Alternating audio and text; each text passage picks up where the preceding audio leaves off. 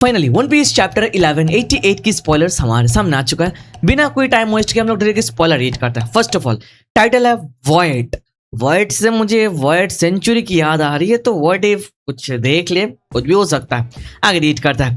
In the colour split we see the straw head screw underwear, sorry straw head screw under water. Okay तो basically हम लोग एक colour split देखने जा रहा है, जहाँ हम लोग स्ट्रॉ हेड्स को देखेंगे जो पानी के नीचे। और ये कलर स्प्लिट एंड टाइटल थोड़ा सिमिलर लग रहा है। वाइट सेंचुरी पानी के नीचे डूब चुका है और स्ट्रॉ हेड स्क्रू को भी अंडर वाटर में दिखा रहा है। समझ रहे हो ना, चैप्टर बढ़िया होने जा रहा है। आगे रीड करता है। The chapter starts with Luffy.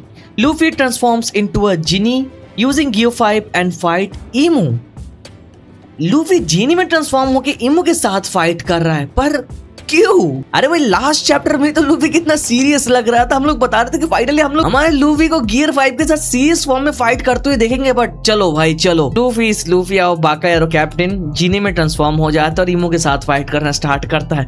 But चलो एटलीस्ट इमो के साथ डायरेक्ट फाइट हम लोग विटनेस करने जा रहे हैं इस वाले चैप्टर में। नहीं तो बहुत सारे लोगों को लग रहा था कि चलो दोनों आमने सामने हो गए, अब हमारे सामने एक फ्लैशबैक आ जाएगा एज ऑलवेज। ऐसा नहीं हो रहा है। फाइनली सन गॉड निका Joy boy Luffy gonna fight against the final villain. By the way guys, do you have any idea कि लूफी यहाँ पर जीनी में ट्रांसफॉर्म होकर फाइट क्यों कर रहा है, नॉर्मल फॉर्म में क्यों नहीं? लूफी का दिमाग अलग तरीके से काम करता है। चलो हम लोग चैप्टर देखने के बाद बात करेंगे। अभी के लिए आगे रीड करते हैं। We also see Joy Boy in one of Imu's memories and his smile looks a lot like Luffy, bro। तो अगेन जैसे मैंने लास्ट चैप्टर में बताया कि अभी जैसे लूफी को फेस कर रहा है इमो डायरेक्टली, तो फाइट वगैरह के चलते हम लोग थोड़ा करके फ्लैशबैक देखेंगे। वाइट सेंचुरी का, इमो का, पास्ट के वार का, एंशिएंट वेपन यूज करने का जितने सारे अलग अलग डॉट्स अभी तक मिसिंग है, वो सारे डॉट्स एक एक करके कनेक्ट करना स्टार्ट हो जाएंगे इस फाइट के चलते।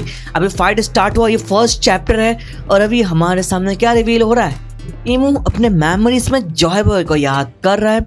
जॉय बॉय वहां पर स्माइल कर रहा था एंड जॉय बॉय का स्माइल काफी हद तक लूफी जैसा ही है, जो यहाँ पर स्पॉइलर में मेंशन है। बाकी तो ऑफ कोर्स चैप्टर आने के बाद फ्राइडे को हम लोग पैनल देख के बता सकते हैं। मेरे भाइयों ये 100% कंफर्म है कि हम लोग वाइट सेंचुरी का फ्लैशबैक देखने जा रहा है एल्बफ की इस फाइट के चलते। वाइट सेंचुरी मतलब 800 साल से 900 साल, मतलब 100 साल का लंबा फ्लैशबैक हम लोग विटनेस करेंगे।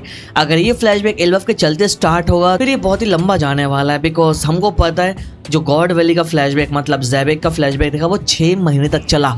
तो देयर से पॉसिबिलिटी वाइट सेंचुरी के 100 साल का फ्लैशबैक 1 साल भी लग सकता है। अस मांगा रीडर्स को पता है वाइट सेंचुरी के बारे में, हमको ABCD कुछ भी पता नहीं। So there are hundreds of things to reveal about races, about will of D, about Joy Boy, about ancient weapon, about war, about Imu, about Lily, about Poneglyphs, about अलग अलग रेसेस, कंटिनेंट्स, पानी के नीचे white century का डूबना, ancient advance kingdom जहां से Joy boy belong करता था, about buccaneers, Lunarians, Davy Jones and of course डोजन। एंड नॉट ओनली दैट, हमको नोआ शिप के बारे में बहुत कुछ जानना है। तो it's gonna be a wild ride. एक लंबा फ्लैशबैक के थ्रू जाएगा फॉर श्योर, बट इसके लिए अभी थोड़ा वेट है, बिकॉज फाइट आगे चलेगा, वही जाके फ्लैशबैक धीरे धीरे ट्रिगर होगा। और हमको पता है एल्बफ इज द प्लेस जहां इमो का फेस रिवील हुआ, तो एल्बफ कुड बी द प्लेस जहां जॉय बॉय का फेस रिवील होगा फॉर श्योर। बाकी आई एम गेटिंग एक्साइटेड। आगे हम लोग रीड करते हैं।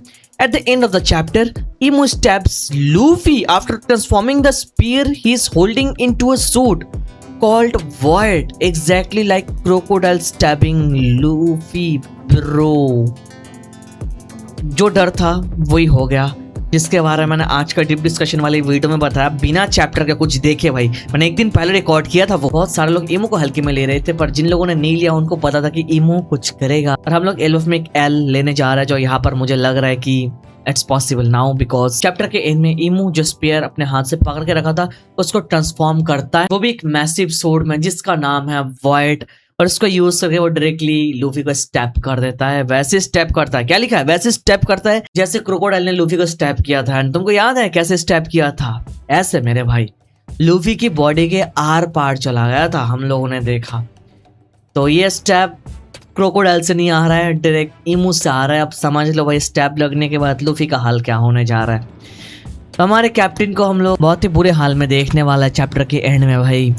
एंड ये सिनारियो जब हमारे स्ट्रॉ हेड्स वाले देखेंगे तो मुझे पता नहीं उनका रिएक्शन क्या होने वाला है। मुझे भी डर लग रहा है सोच के। जोरो जब देखेगा, सांजी जब देखेगा,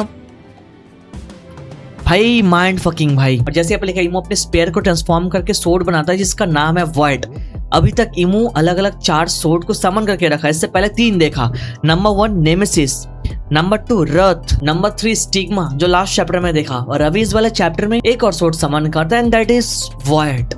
लाइक ईमो कितने सारे अलग अलग सुप्रीम ब्लेड लेकर आने वाला है भाई, उसकी रिजर्व में और क्या है। और यही पर सिनेरियो खत्म नहीं होता है, यहाँ पर आगे लिखा है Imu tells Luffy at the end of the chapter that he knows Luffy is not Joy Boy because Joy Boy would never be this weak. Bro roasted our main character so hard. Chapter के and में उसको step करके बताता है इमो को पता है Luffy Joy boy नहीं है बिकॉज जॉय बॉय इतना कमजोर कभी होगा ही नहीं। हमेशा से बोलता हुआ आया हमारे कैप्टन को पावर अप की जरूरत है, लूफी अभी उस लेवल पर नहीं है कि वो इमो को टक्कर दे पाएगा। इवन मैंने गियर 6 के ऊपर भी वीडियो बना के रखा है कि भाई लूफी को गियर 6 की जरूरत है। बहुत सारे लोग बता रहे थे कि भाई नहीं भाई अभी तो गियर 5 रिलीज हुआ, गियर 6 नहीं आएगा, बट मेरे भाई दैट इज द ट्रूथ जो तुमको एक्सेप्ट करना पड़ेगा। लूफी उस लेवल पर नहीं है अभी जो फाइनल विलेन इमो ने खुद बता दिया, he is not Joy boy because Joy boy इतना कमजोर नहीं था, जॉय बॉय वाज स्ट्रॉन्गर मेरे भाई। So there is a long way to go for Luffy to awaken insane power of maybe gear 6, maybe a full potential unlock जो future में देखेंगे यहाँ से डिफीट लेने के बाद, या फिर क्या पता यहाँ पर उसका इमेजिनेशन पावर वगैरह यूज करके अपने आप को हील कर लो और वॉटेवर, बिकॉज लूफी की इमेजिनेशन का भाई बाउंड्री नहीं है, हम लोगों ने देखा। और इससे पहले भी यार कायदो के साथ 3 बार डिफीट हुआ, फिर वो अवेकन के थ्रू गया।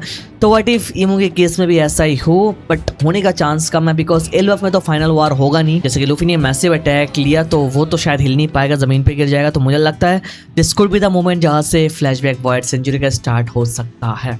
बढ़िया मोमेंट है क्योंकि लास्ट चैप्टर में इमो ने लोगी को पियर्स किया, वो भी वहां पर डाउन है, और इस चैप्टर में उसने लूफी को यहाँ पर पियर्स किया, वो भी यहाँ पर डाउन है। That's a very good time की बोथ निडॉक एंड निका को ऐसे पेलने के बाद वो वॉइड सेंचुरी के बारे में बताना स्टार्ट करे। And of course one more thing, ये जो स्पॉयलर्स हम लोग देख रहे हैं ना, इट्स वे टू शॉर्ट। देखो बस 4 लाइंस में हम लोग को स्पॉयलर इस बार पता चला एंड बस everything is related to Imu and Joy Boy, I mean Luffy. हमने देखा लास्ट चैप्टर में जोरो एंड सोमर्स का सिनारियो, वहां पर फाइट हो रही थी, उसके बारे में हमको स्पॉइलर में कुछ पता नहीं चला।